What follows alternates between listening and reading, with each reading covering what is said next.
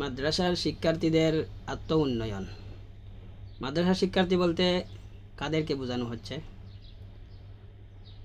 বিশেষত আমি মেন করছি মাদ্রাসা শিক্ষার্থী বলতে সমাজের বা কোনো রাষ্ট্রের ওই নির্দিষ্ট একটি বিশেষ দলকে, যারা জ্ঞানের এবং প্রজ্ঞা অর্জনের পথে অভিযাত্রা করেছে, যাদের ব্যাপারে পবিত্র কোরআনে সূরাতুত তাওবার শেষে উল্লেখ হচ্ছে এভাবে যে ফালাউলা নাফারা মিন কুল্লি ফিরকাতিন মিনহুম তাইফাতুন লিয়াতাফাক্কাহু ফিদ্দীন ওয়া লিয়ুনযিরু কওমাহুম ইযা রাজাউ ইলাইহিম লাআল্লাহুম ইয়াহযারুন।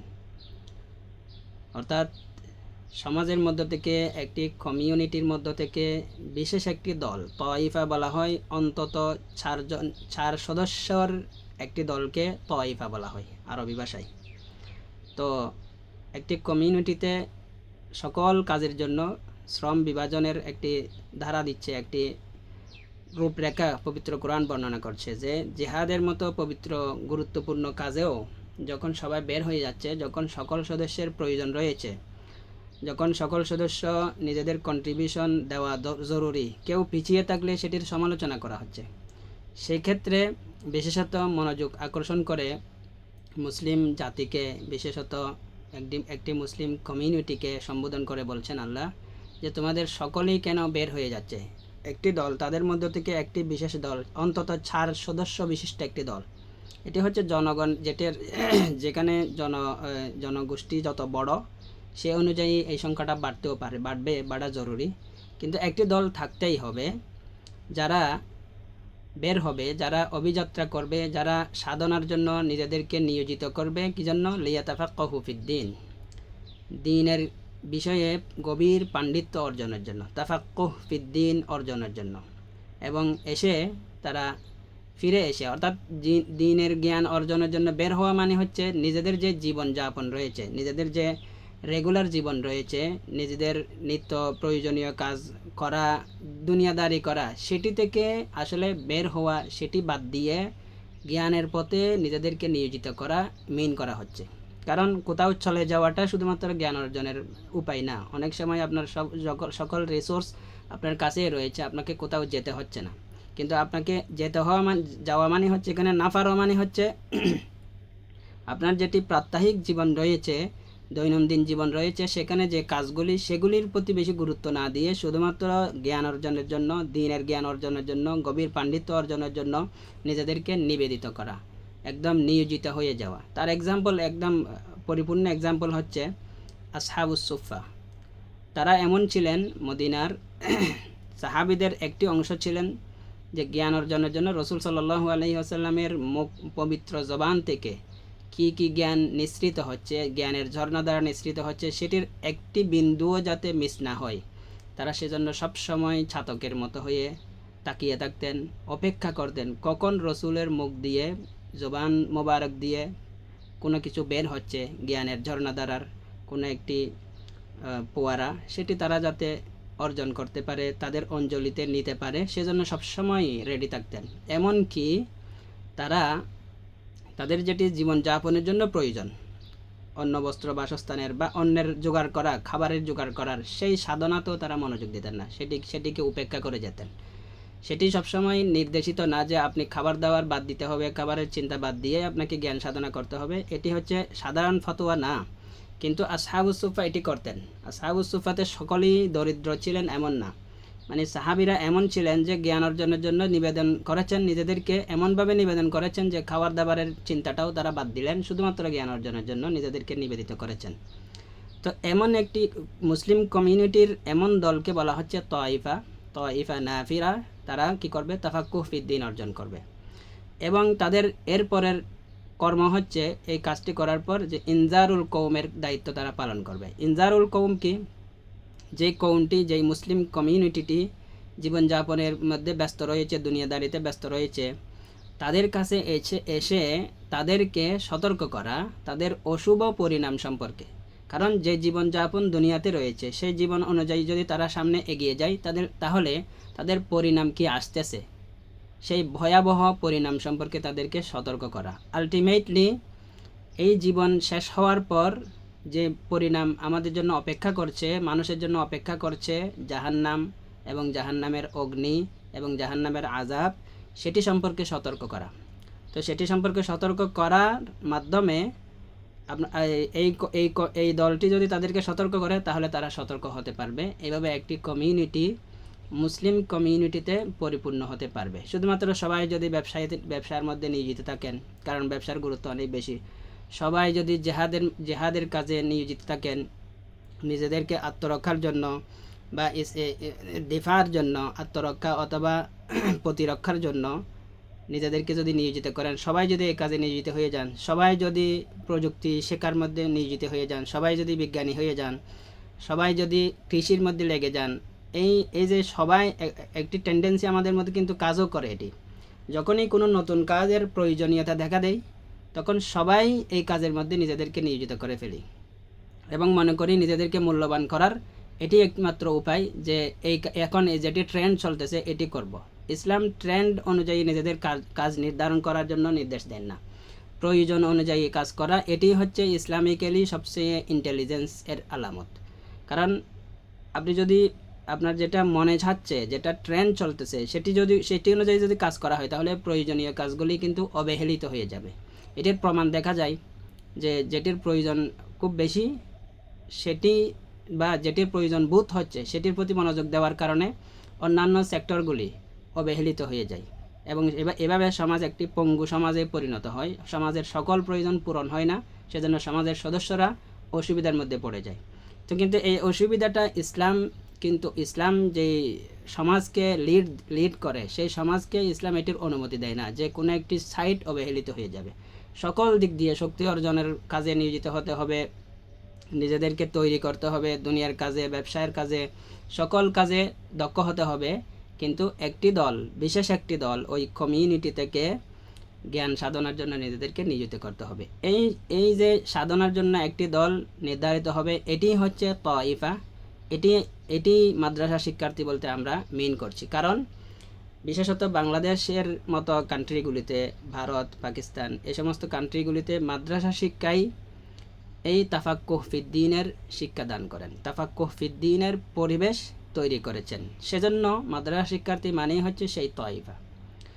এখন সেই তাইফার কাজে, তাফাক্কুহ ফিদ্দীনের কাজে যারাই নিজেদেরকে নিয়োজিত করেছেন, তিনি মাদ্রাসায় পড়ুক অথবা অন্য কোনো প্রতিষ্ঠানে পড়ুক, কোনো আনুষ্ঠানিক শিক্ষা গ্রহণ করুক অথবা অনানুষ্ঠানিক শিক্ষা গ্রহণ করুক, ব্যক্তিগত উদ্যোগে নিজেই ইসলামিক স্টাডি করুক অথবা ইসলাম বিষয়ে তাফাক্কুহ ফিদ্দীন অর্জন করুক অথবা অন্য কোনো উপায়ে। কারণ এখনকার যুগে বিশেষত কেউ একজন মাদ্রাসায় পড়লেই শুধুমাত্র তাইফা হবে এটি জরুরি না। অন্য অনেক মাধ্যম রয়েছে যেগুলির মাধ্যমে সে তাইফা হওয়ার সৌভাগ্য অর্জন করতে পারবে। তাইফা হওয়া মানে দ্বীনি জ্ঞান অর্জনের জন্য, সাধনা করার জন্য নিজেকে নিয়োজিত করা, নিজের সময়, নিজের শক্তি এটি দ্বীনি জ্ঞান অর্জনের কাজে ব্যয় করা, এর জন্য প্রতিজ্ঞা করা, এটি হচ্ছে তাফাক্কুহ ফিদ্দীন অর্জনের জন্য নিয়োজিত তাইফা। এবং তারা শুধুমাত্র তাফাক্কুহ ফিদ্দীন অর্জন করবে তা না, তারা ফিরে আসা মানে হচ্ছে এখানে, অর্থাৎ তারা যখন তাফাক্কুহ ফিদ্দীনের যে সাধনা, সেই সাধনার যেটি নির্দিষ্ট স্তর, সেই স্তর যখন অতিক্রম করবে তাদের কর্ম, এরপর তাদের করণীয় হচ্ছে শুধুমাত্র জ্ঞান অর্জন করাটার মাধ্যমে তাদের করণীয় সম্পন্ন হবে না। তাদের দ্বিতীয় করণীয় শুরু হয়ে যাবে, সেটি হচ্ছে ইনজারুল কওম। ইনজারুল কওমের যত দিক রয়েছে, যত প্রকার রয়েছে, যত সূরত, যত বৈচিত্র্য রয়েছে, সকল বৈচিত্র্য এখানে অন্তর্ভুক্ত।